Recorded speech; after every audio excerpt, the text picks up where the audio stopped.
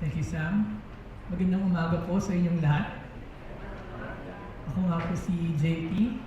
I have the privilege of pastoring here in Greenhills Christian Fellowship Rizal. And also, for those who have just attended our fellowship for the first time, just want to let you know that we are in our Advent series. We're talking about the different fear nots of Scripture. Because bago po nagkaroon ng joy to the world, yung pagdating ni Christ, pinuno ng mga iba't ibang klaseng fear knot. Today, yung fear knot is after na. So for the past 4 Sundays, or past 4 sermons, mga fear knot ng pagdating ni Christ, ngayon, after na. And I do feel like, kung ano man yung fear na to, fear of waiting, is something very relevant sa iyo. Actually, pag sinabi ko nga ang waiting, natitrigger kayo. Diba? Trigger word ang waiting. Kasi, if you're running out of time, wala naman sa ating bumabata. We progress day by day. Wala sa ating kayang iwasan ang oras. That's why kapag yung dreams mo, yung pangarap mo, yung hinihintay mo, yung promotion mo, yung gusto mong ma-achieve, yung magkaayos and all that, kapag na-delay, pakiramdam mo, lumiliit ng lumiliit yung chance or opportunity for that to happen. And what's worse is may comparison pa. O tanggalin na natin yung social media, doon na lang tayo sa Christmas parties. Punta tayo sa family o sa mga kaibigan. Kahit hindi silang magsalita, makikita mo na bakit sila sa mga kwento nila na-achieve na nila yung mga goals na I hope na-achieve ko rin ng family ko. Buti pa yung pamilya nila, blank, blank, blank sa pamilya ko. What makes matters worse is sometimes hindi lang sila tahimik. Sometimes, nagsasalita sila, "Hoy, sana katulad ka ng pinsan mo. Buti pa yung kapatid mo, ganyan. Ay, yung nanay mo, hindi ganyan." Naman siya. And all these things that happen kapag family reunion, pakiramdam mo, yung hinihintay mong salvation o pagliligtas ng Panginoon sa kahihiyan, baka hindi na darating. Sa ating mga Pilipino, pakiramdam natin yung waiting punishment. Aside from the fact that waiting is a very hard part of our lives, from waiting for visa approvals, promotion, waiting for that promised regularization, ang tagal ng resulta doon sa labs, ang tagal magkasundo doon sa lupang pinaglalabanan ng pamilya, waiting for someone, waiting for something. It reveals your anxiety. Sayang ang panahon, mauubos ang oras. Alam niyo, kaya nga sa Filipino sociology, there's a thing called religious bargaining. Kaya ang mga Pilipino mahilig sa novena, ang mga Pilipino kinukumpleto ang simbang gabi, ang mga Pilipino pinaglalabang hawakan ng Nazareno. Bakit? Para bilisan ni Lord. Parang, "Lord, ginawa ko na yung part ko, ikaw naman." Kaya pinaglalaban talaga nila kasi dinidiskartehan mo eh. And you know what happens next? Kapag hindi pa rin nasagot, ang conclusion ng isang tao, ginawa ko na lahat, inabandona na ako ng Panginoon. And walang mas masakit pa sa insecurity na yun. Iniwanan na ako ng lahat, pati ba naman ikaw, Diyos? Kaya pagkatapos nun, magko-coping mechanism ka. Ang typical Filipino coping mechanism resignation. Hindi pag-resign. Parang quietly, you give up. You're still in that job, you're still in that family, you're still in that relationship, pero wala ka na dun. In your heart and in your mind. Di kasi pwede tumigil because may mga responsibilidad. Pero yung utak at puso mo, wala na.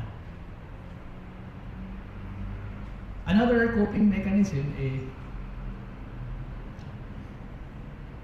expired na ba ang hope ko sa Lord? Ako na lang nga ang gagawa ng susi. Alam niyo, today, i-reframe ng Panginoon yung paano niyo maintindihan yung waiting season ninyo. And He will do so when we restudy or reread yung binasa nyo lang kanina. To guide us, there are 2 questions.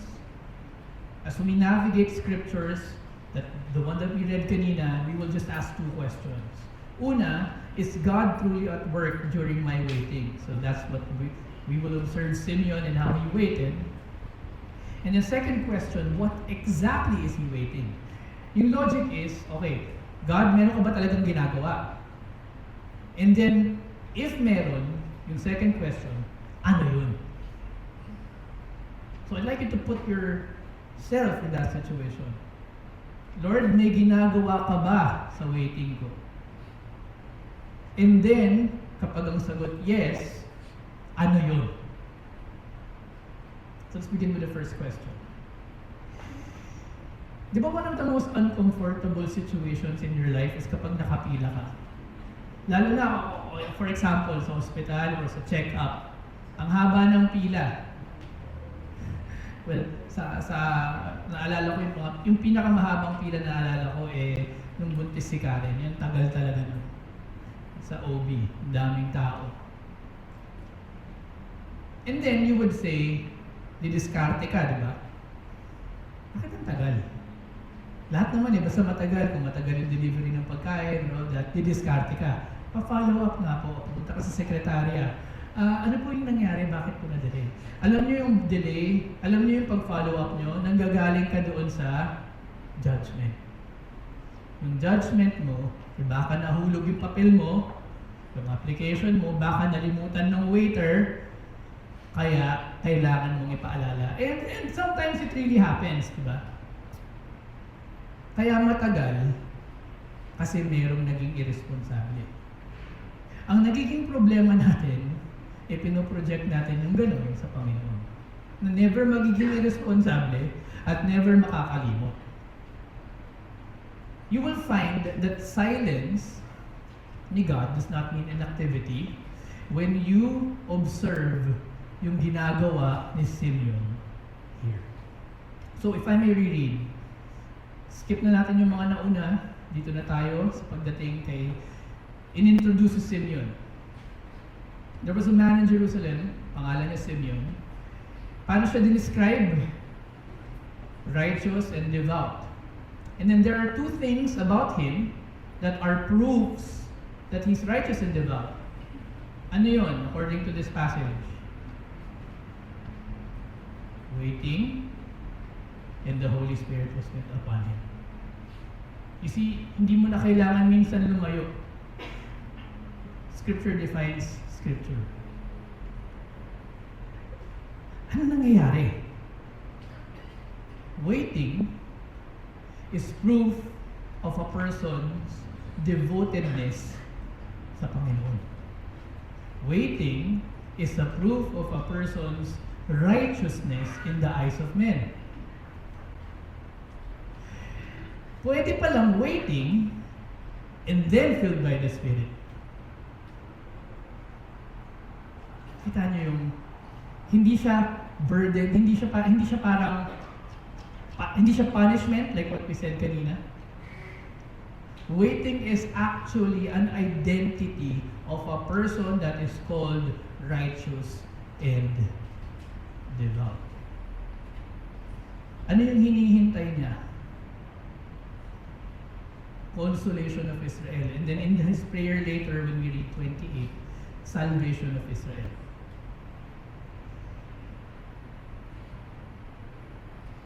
Waiting is not nothing. Waiting is not wasted hours. Waiting is not empty time. Waiting and being spirit-filled, love, joy, peace, patience, etc. is possible. Lalo na ikaw, your perspective as a reader, kung nasa Luke chapter 2 ka na, Luke chapter 1 pa lang, ang dami ng waiting. Si Zechariah, di ba? Si Christ. Si Si Mary, si Joseph, si Zechariah, si Elizabeth, mga naghintay. May tema ng paghihintay. Tapos chapter 2, hintay ulit.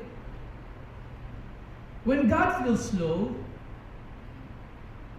you would realize that you judge Him, that He forgot about you, and that He's wasting your time, and that He doesn't know what He's doing, and that baka naging irresponsible siya sa mga ginawa niya, that you feel like mas maganda kung ganito dapat. But you see, what you have to do is remember who He is so that you can trust that His silence is not His absence. Siyempre, hindi siya irresponsible. Siyempre, hindi niya nalimutan yung pinaghihintay mo. Siyempre, hindi ka niya nakalimutan. Which, begs the next question. Okay, sige, if you're truly at work, I'm really frustrated, Lord. Sige, now it's clear, hindi ka naman nawala, hindi ka nagtatago. Pero, anong ginagawa mo? What exactly is He doing? And that leads to the next question.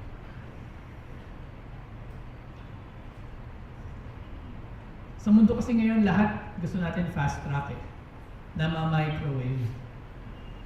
Pagkain, mabilis, pwedeng i-microwave version.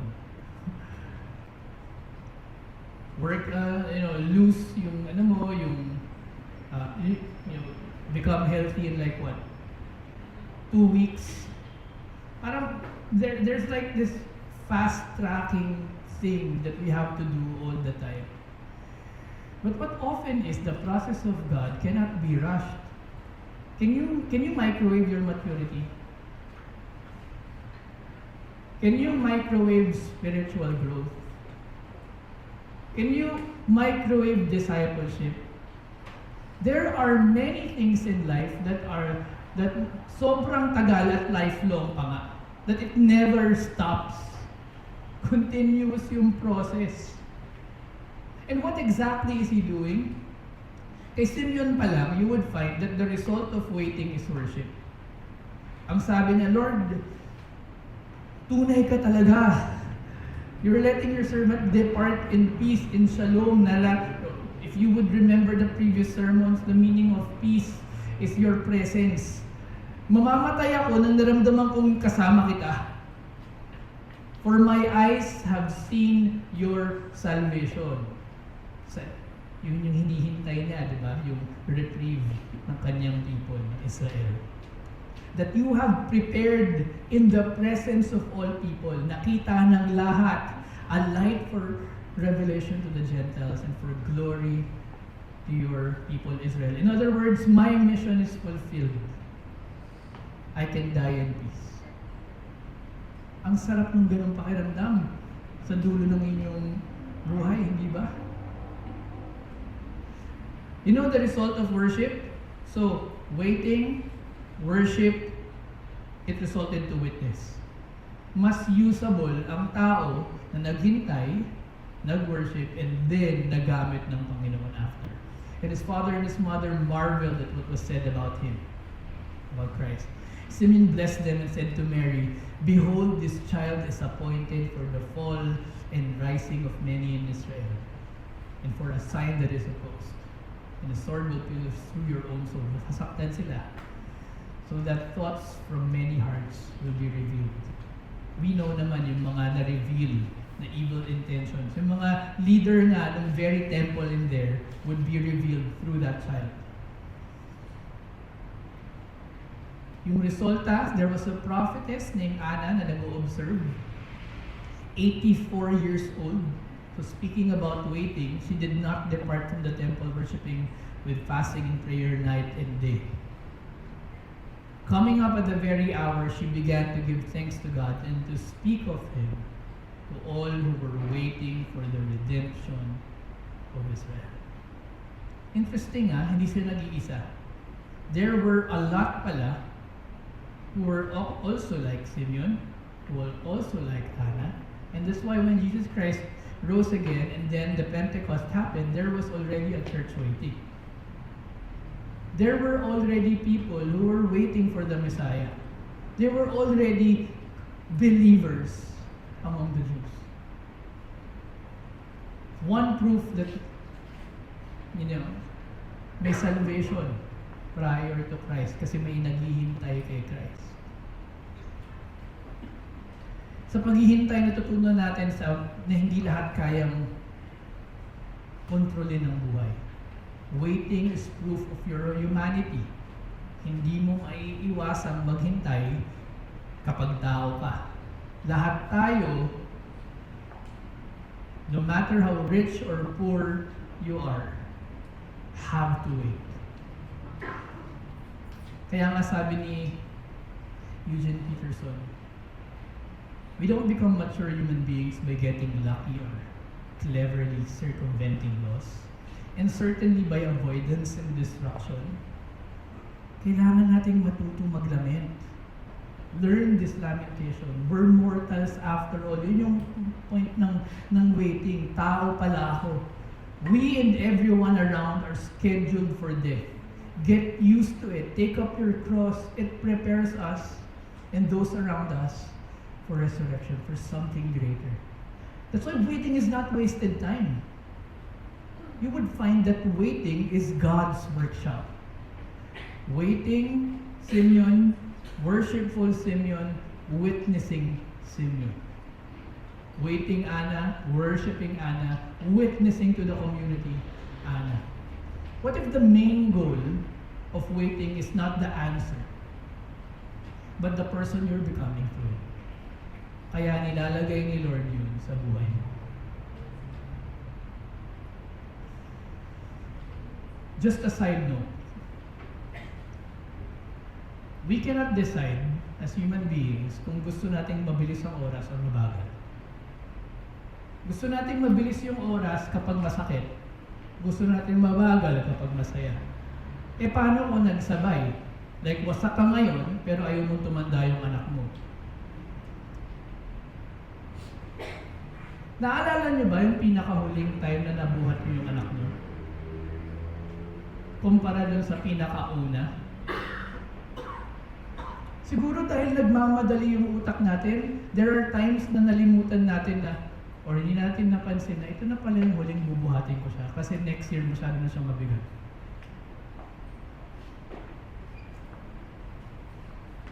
Borrowed time. Borrowed time.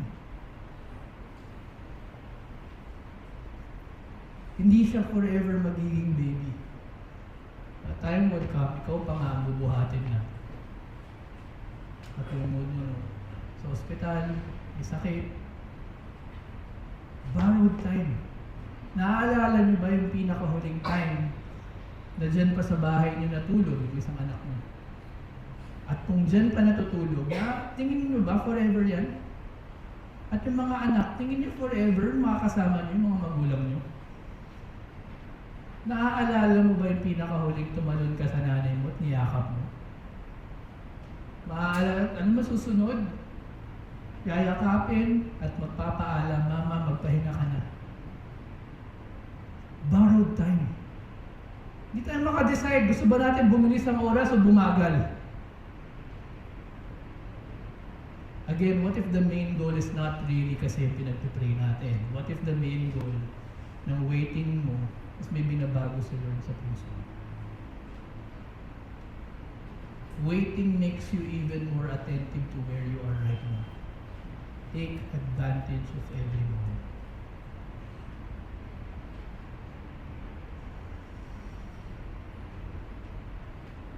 If God is already at work while we are waiting, if sinishape niya na tayo, what is exactly is He doing? If I can be more specific,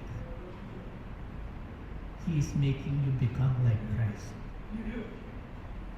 The goal of waiting is to realize your humanity, your frailty, your brokenness, your depravity.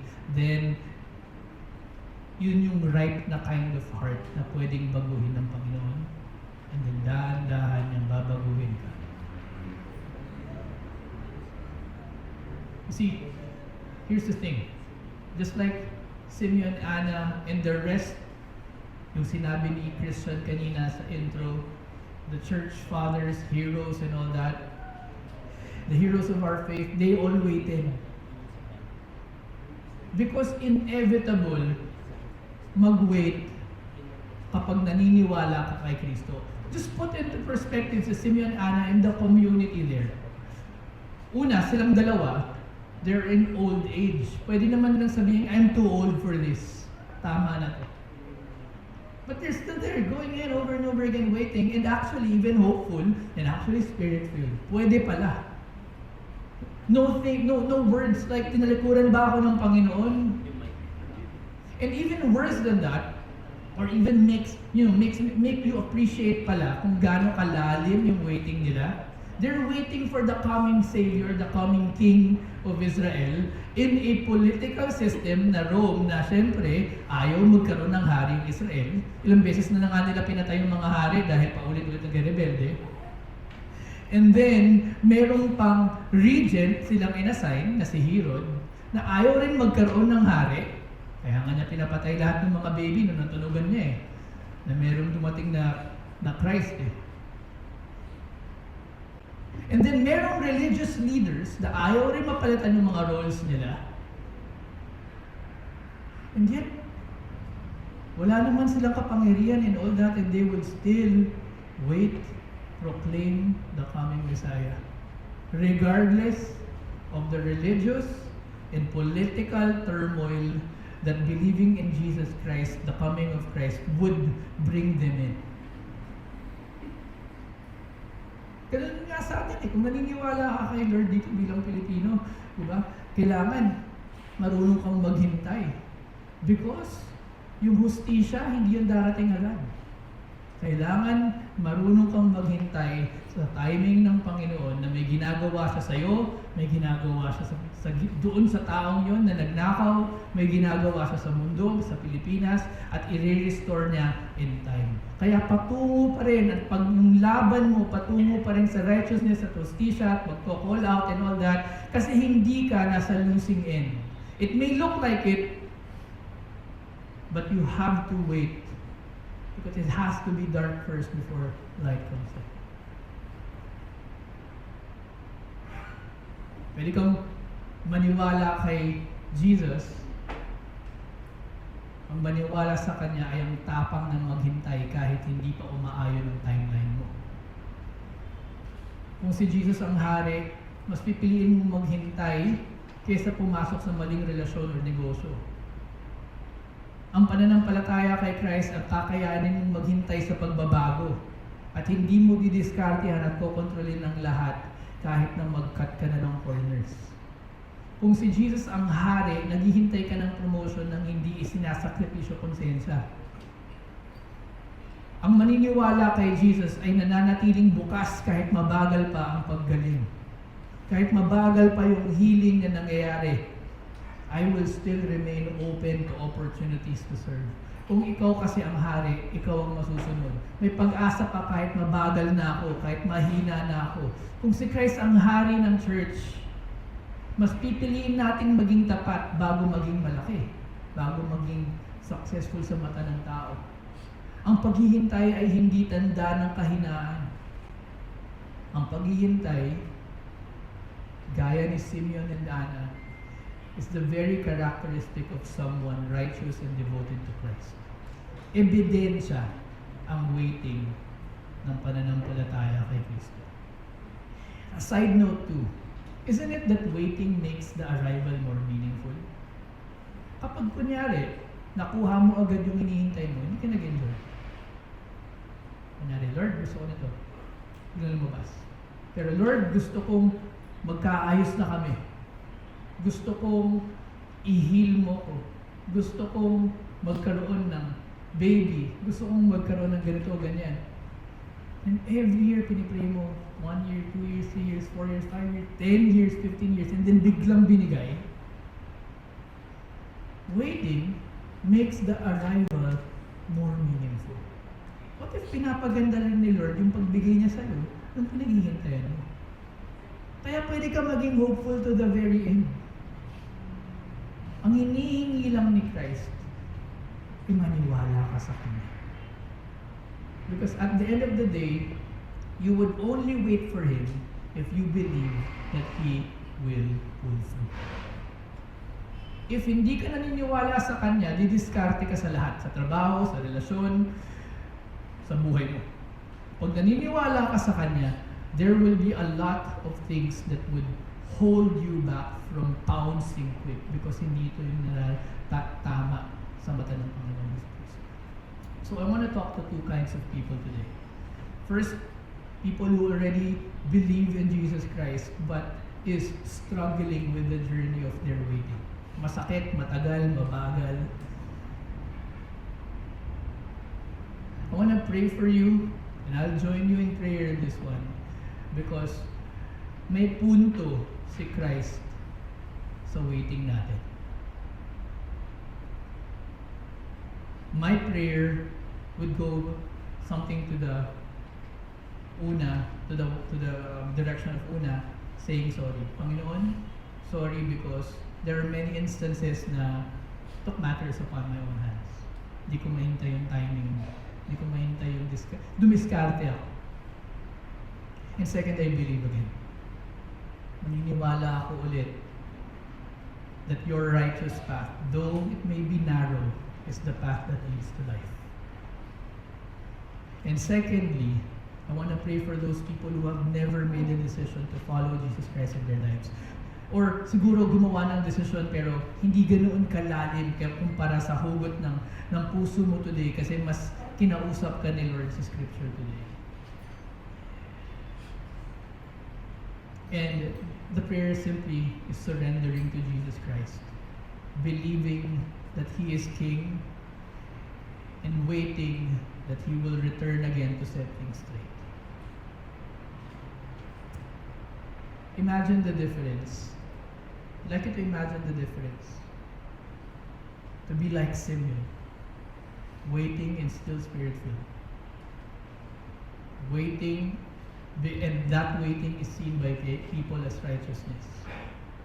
Waiting with courage, even when the world, their world during that time, was going against him.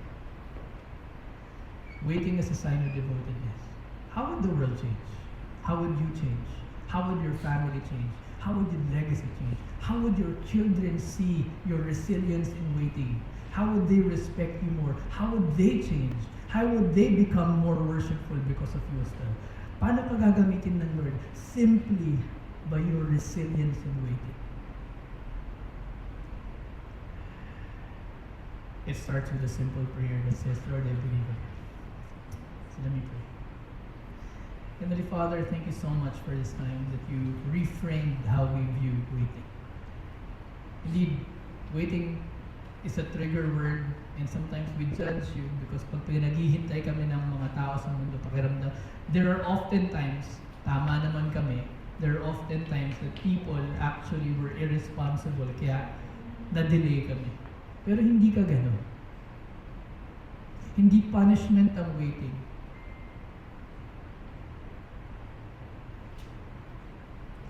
At hindi mo kami iniwan. Hindi to, yung silence mo is not abandonment.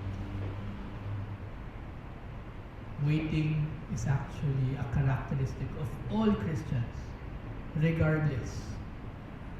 And it's a part of everyone's life. Dahil tao kami. Hindi nga kami makadecide kung we really want to wait. We want time to stop or we want time to be faster.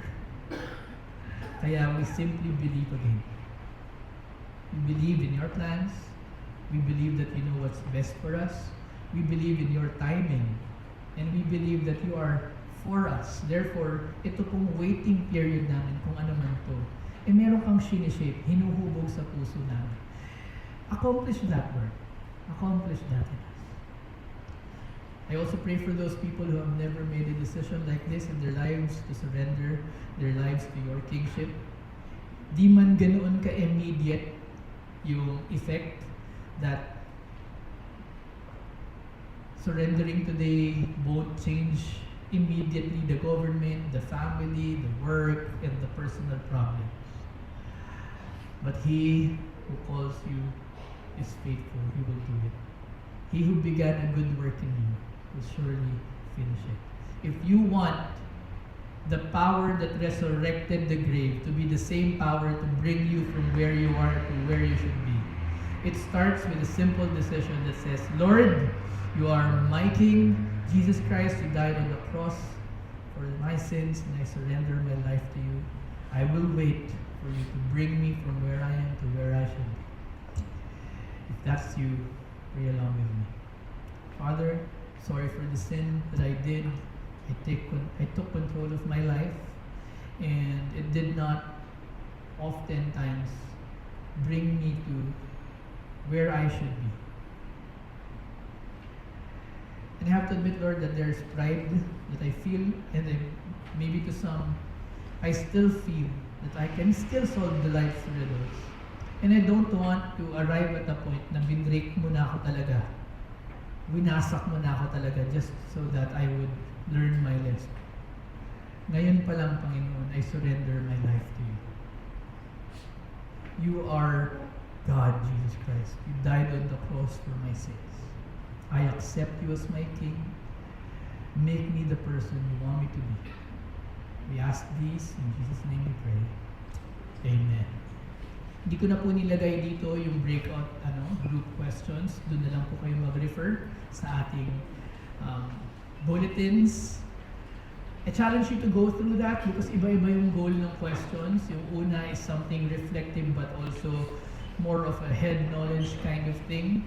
Yung pangalawa is something emotive, more of a heart issue kind of thing. At yung pangatlo is something applicatory or a hand issue. And I challenge you to, time permits, I will be giving you about 10 minutes, 10 to 15 minutes. Be mindful of the sharing time. Please give everyone opportunities to speak. And with that being said, let us all stand up and in groups of 3 to 4, please. Beginner small groups conversation.